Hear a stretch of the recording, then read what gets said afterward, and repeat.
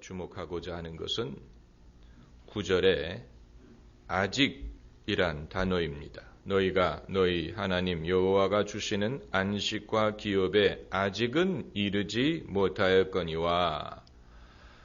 우리는 모두 아직이라는 동네에 살고 있습니다. 아직동.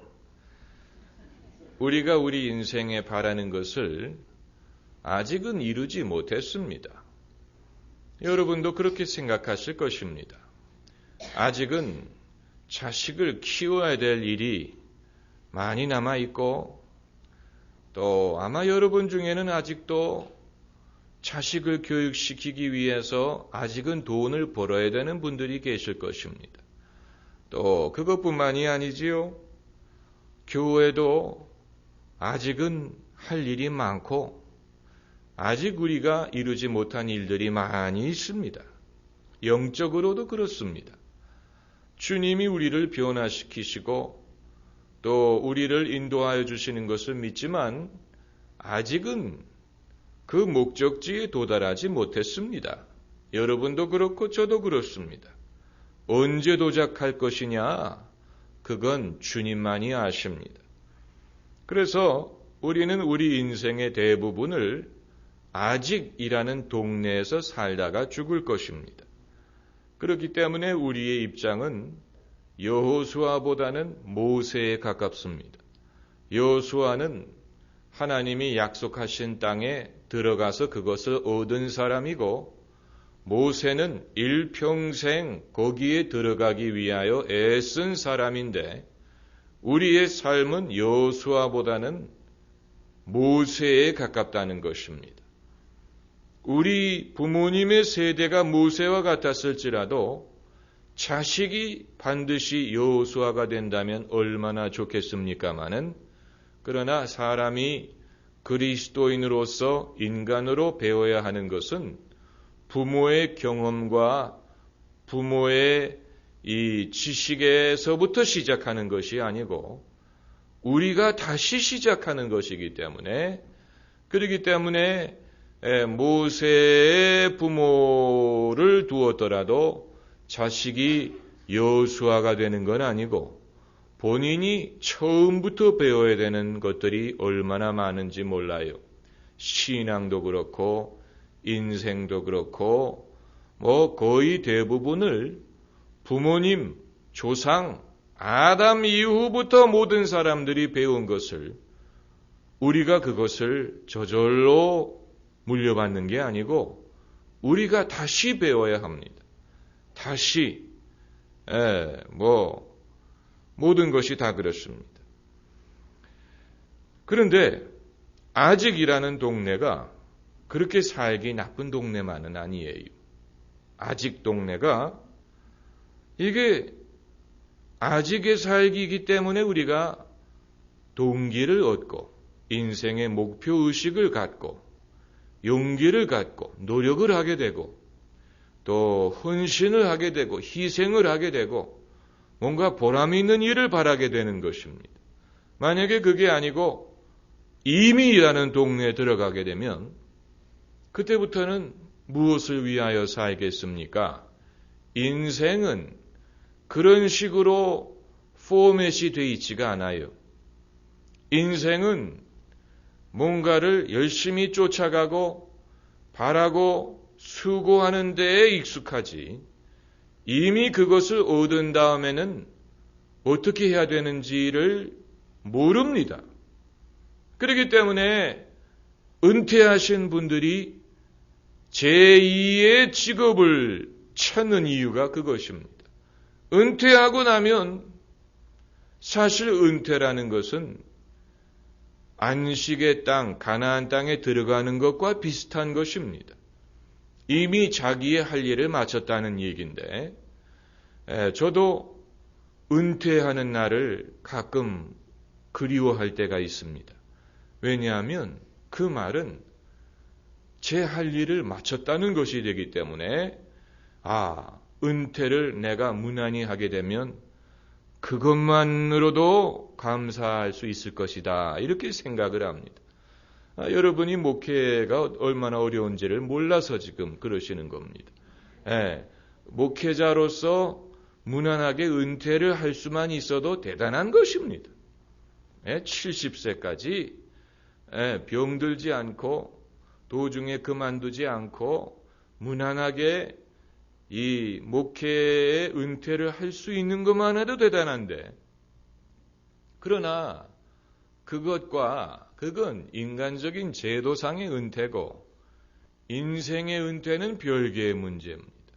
인생의 은퇴는 별개의 문제입니다.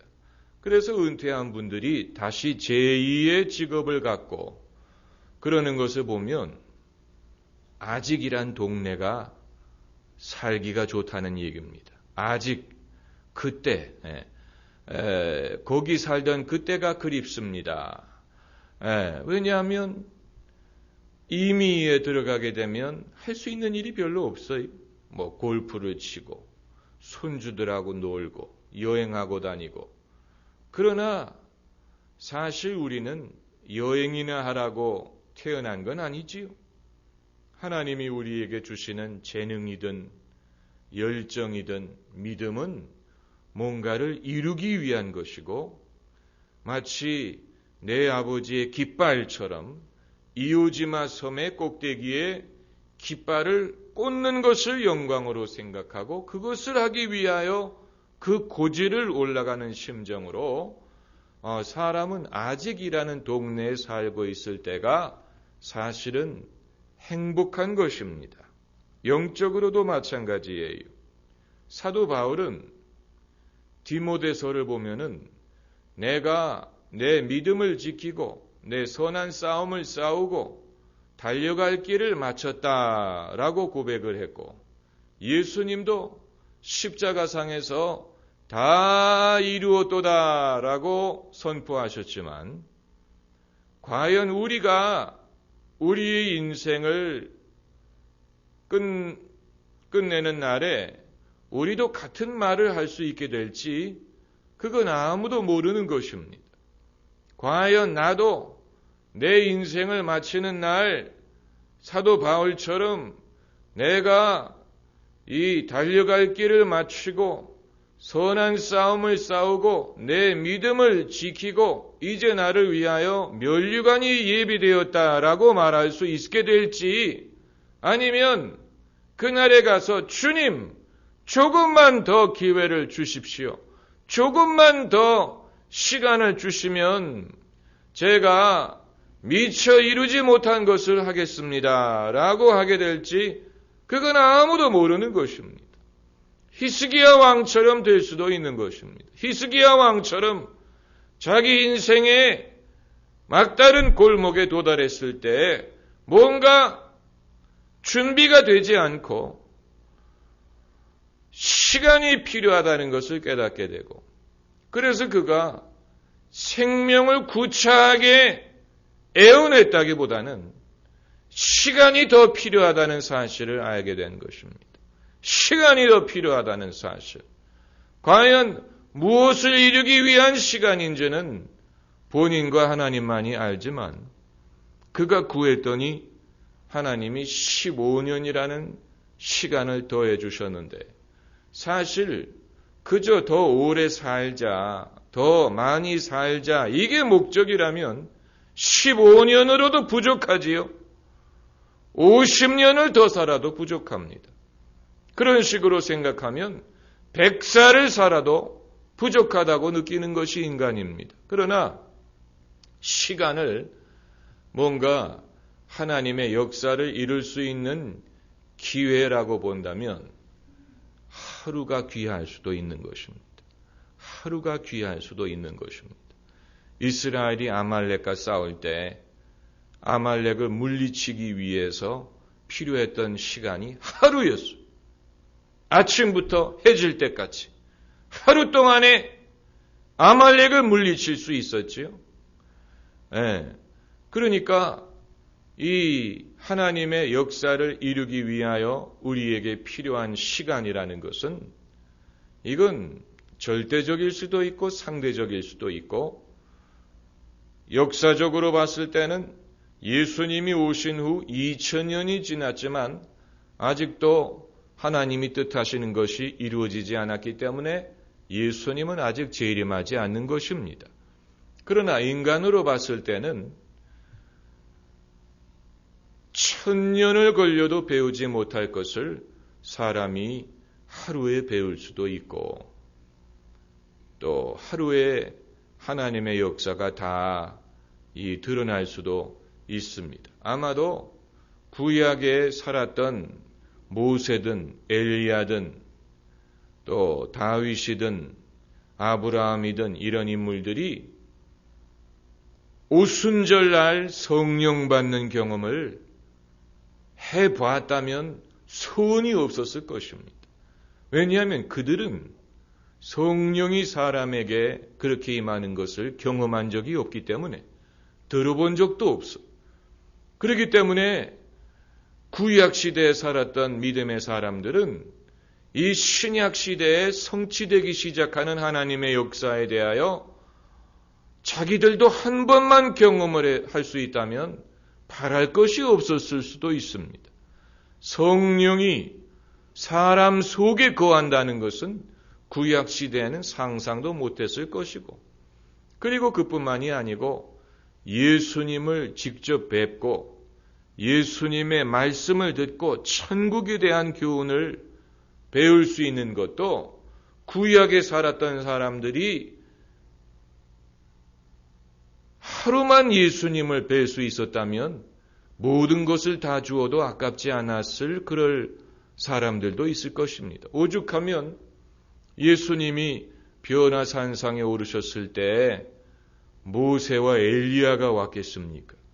모세와 엘리야가 예수님과 예수님이 예루살렘에 별세할 것에 대하여 대화했다라는 성경 구절이 있는데, 그러니까 이 시간이라는 개념, 우리는 아직 들어가지 못했고 이루지 못했고 아직 얻지 못한 것들이 많이 있고, 그것을 안타까워하고 또 과연 이룰 수 있을까 염려하고 근심하는 분들이 많이 있습니다마는,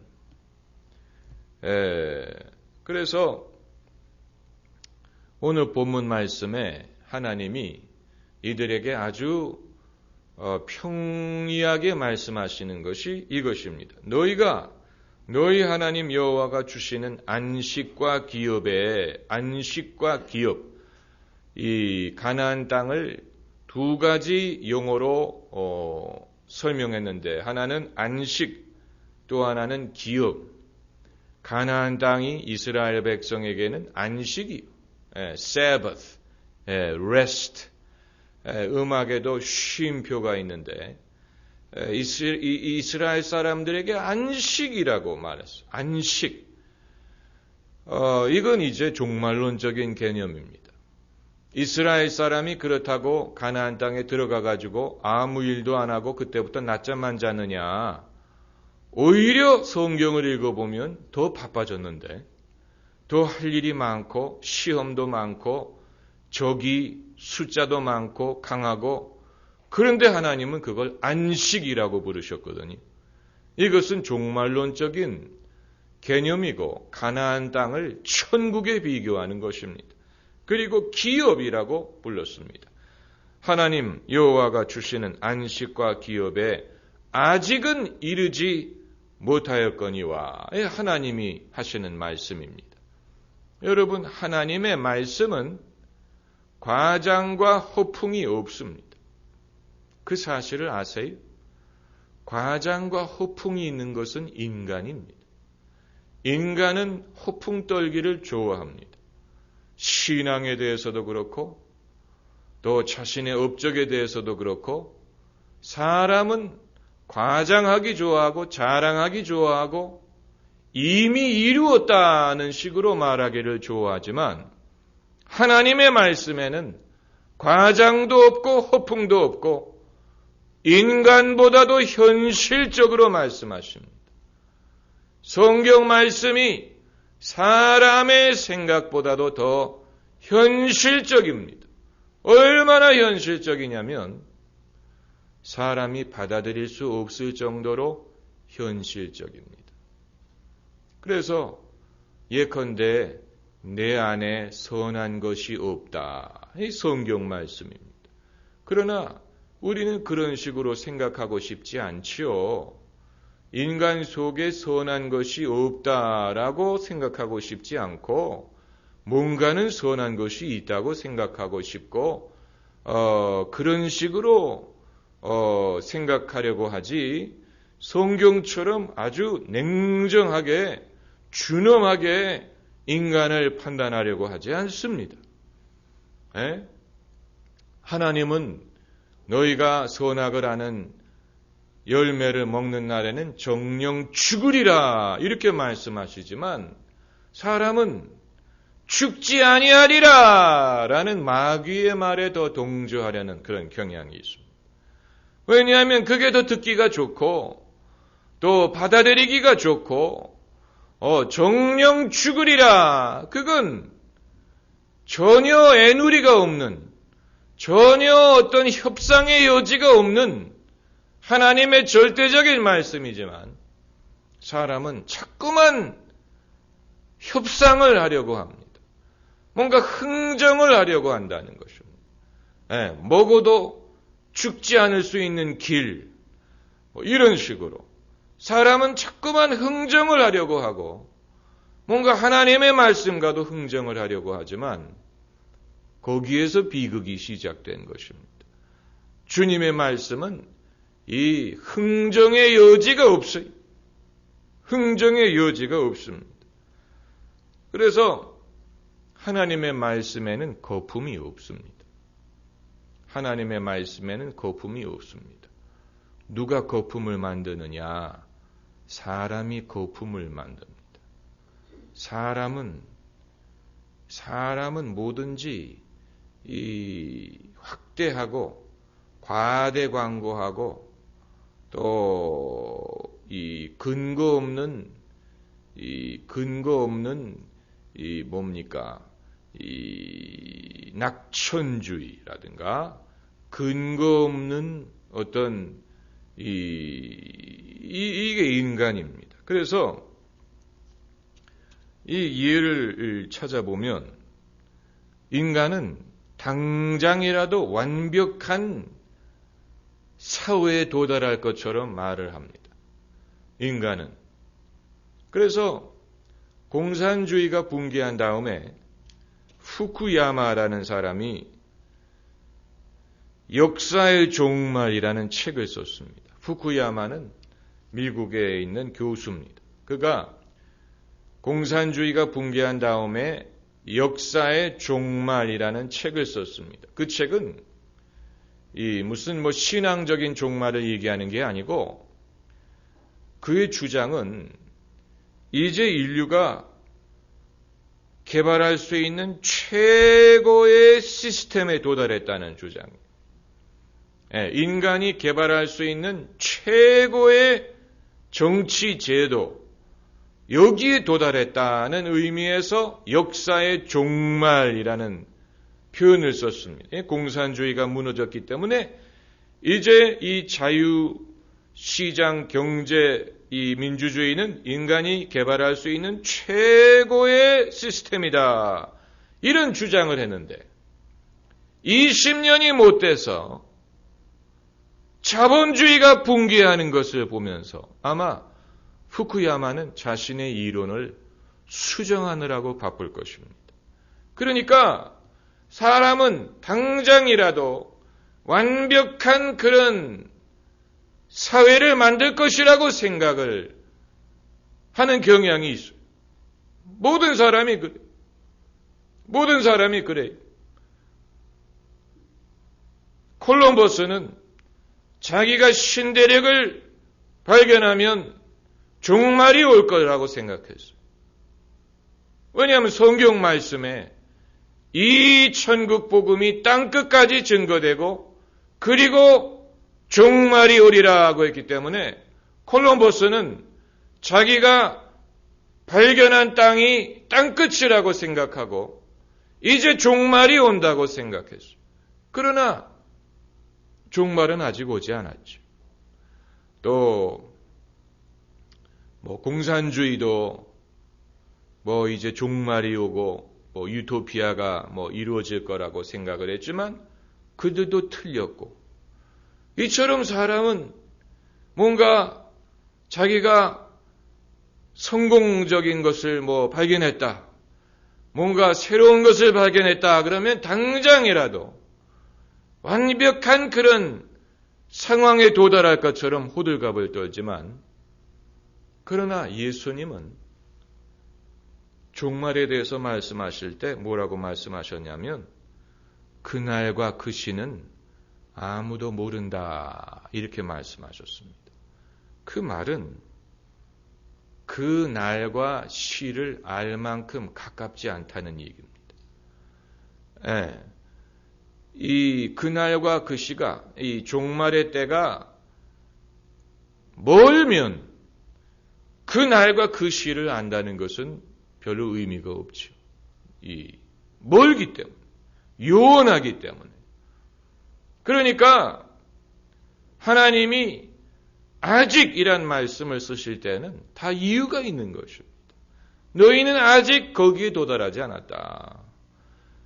너희는 아직 준비가 되지 않았다. 주님은 아직이란 말씀을 쓰시고, 사람은 조금만 잘 되는 것 같으면 이제 벌써 이미 이런 말을 쓰기를 좋아한다는 것입니다. 사람은 벌써를 말하기를 좋아하지만 하나님은 아직이란 말씀을 하십니다. 우리에게 브레이크를 거신다는 얘기입니다.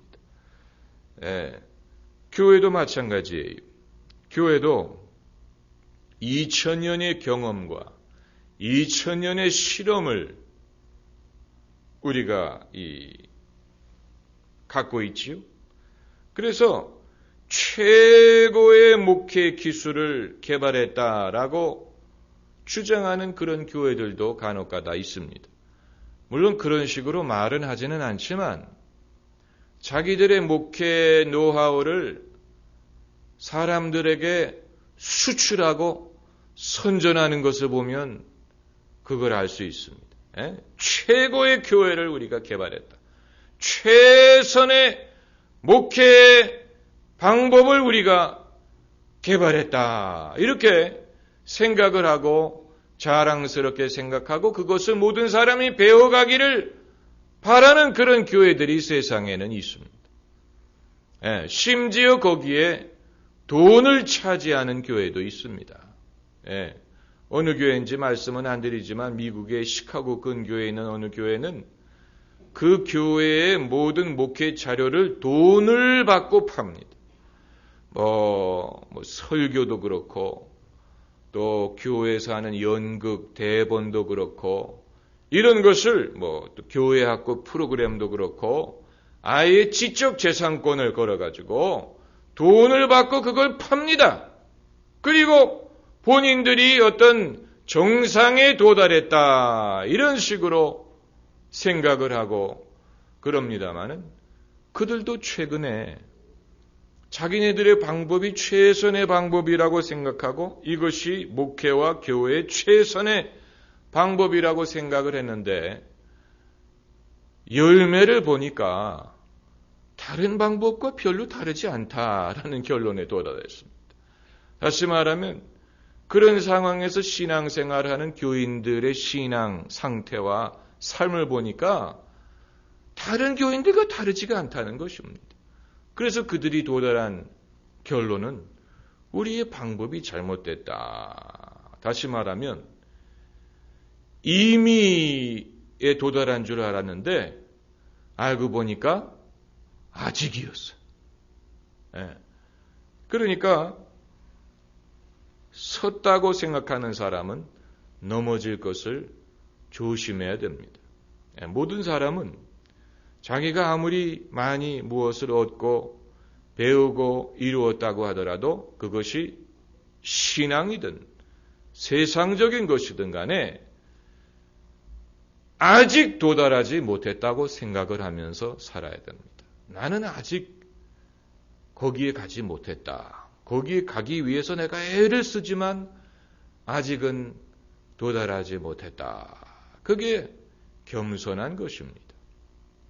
그게 겸손한 것입니다. 이 U2라는 그 가수들이 있지요. U2라는 가수가 부른 곡 중에 U2의 이 대표 이름이 뭐지요? 상당히 유명한 사람인데 U2 그룹의 대표가 크리스찬이에요. 네, 뭘 알아야 뭘 해먹지. 그런 걸 좀 알아야지. 그 유명한 사람입니다. U2의 대표가 그가 쓴 곡 중에 I still haven't found what I'm looking for 라는 곡이 있습니다. I still haven't found what I'm looking for. 내가 찾는 것을 아직 찾지 못했다. 크리스찬들은 보노예요, 보노. 그 사람의 이름이. 보노가 크리스찬인데 어떻게 자기가 찾는 것을 아직 찾지 못했다라고 말하느냐? 그건 불신이다. 이런 식으로 비판하는 사람도 있지만 사실 아직 찾지 못했다라고 생각하면서 사는 것이 그게 겸손한 것입니다.